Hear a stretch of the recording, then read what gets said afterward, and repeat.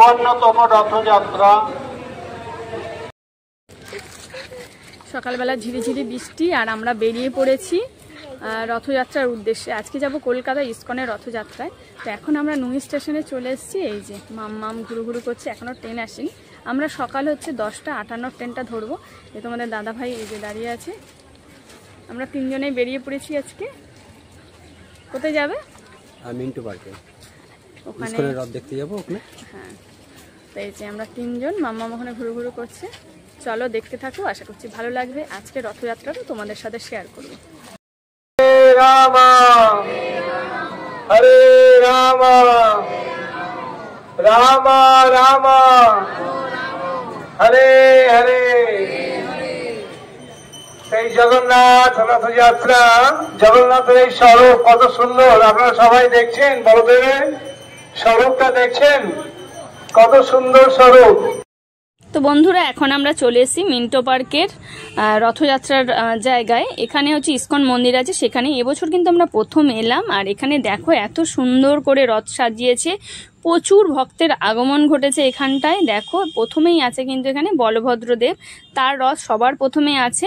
তো এখানে আলপনা হচ্ছে, দেখো খুব সুন্দর। প্রত্যেকটা রথের সামনে কিন্তু খুব সুন্দর করে আলপনা দিচ্ছেন। আলপনা অ্যাকচুয়ালি নয়, এটা হচ্ছে রঙ্গোলি, রং দিয়ে করছেন। খুব সুন্দর দেখতে লাগছে। আর তোমাদের বললাম এবছর প্রথম এসছি আমরা, আর এত ভালো লাগছে দেখতে। পরপর কিন্তু 3টে রথই আছে। প্রথমে আছে বলভদ্রদেব, তারপরে আছে সুভদ্রা দেবী, তারপরে আছে জগন্নাথ দেব। তো চলো আজকে রথযাত্রাটা তোমাদের সাথে শেয়ার করি। খুব সুন্দর লাগবে, আশা করি তোমাদেরও। তিনি আছেন ওখানে, পূজা পাঠ চলছে। আর কিছুক্ষণ পরেই তিনি এখানে আসবেন।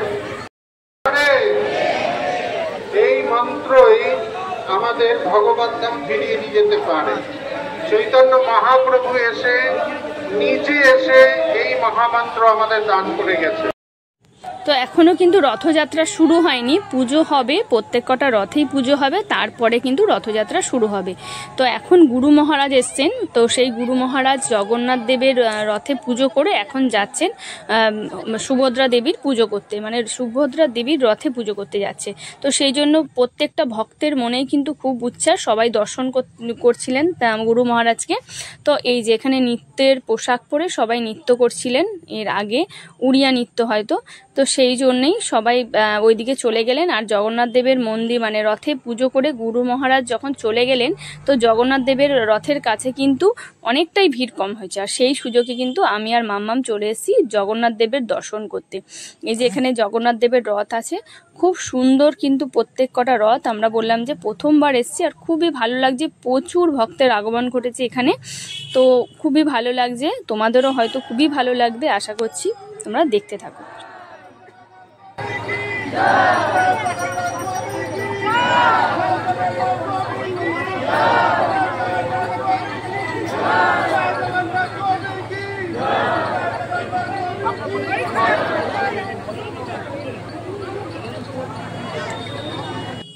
আমরা এখন চলে এসেছি প্রসাদের জায়গায়। দুপুরের প্রসাদ এখান থেকেই আমরা প্রসাদ খাবো, তারপরে যাব রথের জায়গায়।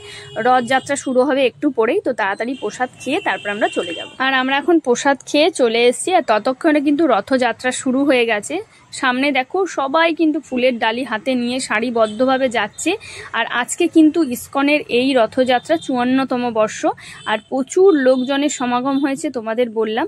তো আজকের এই মানে রথযাত্রা কিন্তু মিন্টো পার্ক থেকে ময়দান পর্যন্ত যাবে।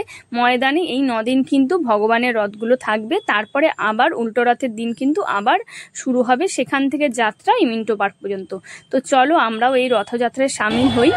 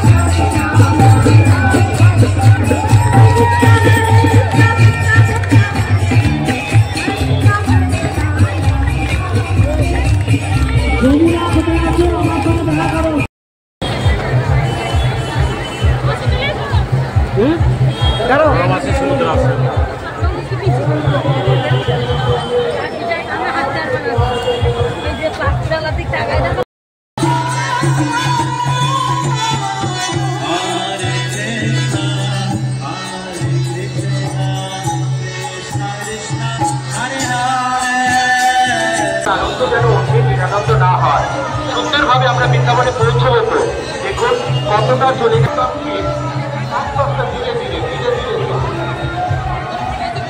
দাঁড়ান দাঁড়ান দাঁড়ান দাঁড়িয়ে যান। অসুবিধা হবে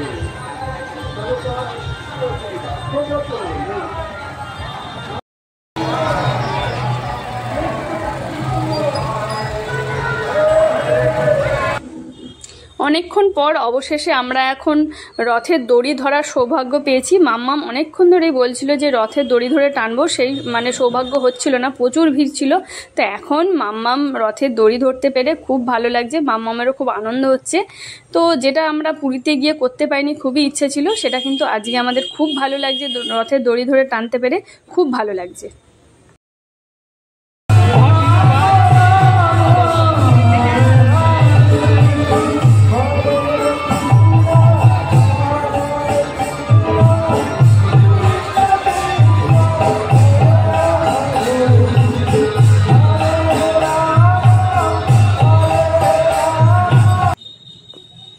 আর এই রথযাত্রায় কিন্তু খুব সুন্দর অনুষ্ঠানের আয়োজন হয়েছে। এখানে দেখুন আদিবাসী নৃত্য হচ্ছে, খুব সুন্দরভাবে এরা আদিবাসী নৃত্য করছে, প্রচুর প্রোগ্রাম হচ্ছিল। আর এখানে হচ্ছে বহুরূপী নাচ, খুব ভালো লাগছিল এগুলো দেখতে, যদিও এটার নাম আমি ঠিক জানি না, আমার মনে হয় এটা বহুরূপী নাচ, তো সেটাই আমি জানি। তো এইগুলো হচ্ছিল, প্রচুর লোক মানে হেঁটে হেঁটে সবাই কিন্তু রথের সাথে সাথে আমরা যাচ্ছিলাম, খুব ভালো আনন্দ হচ্ছিল, খুব ভালো লাগছিল।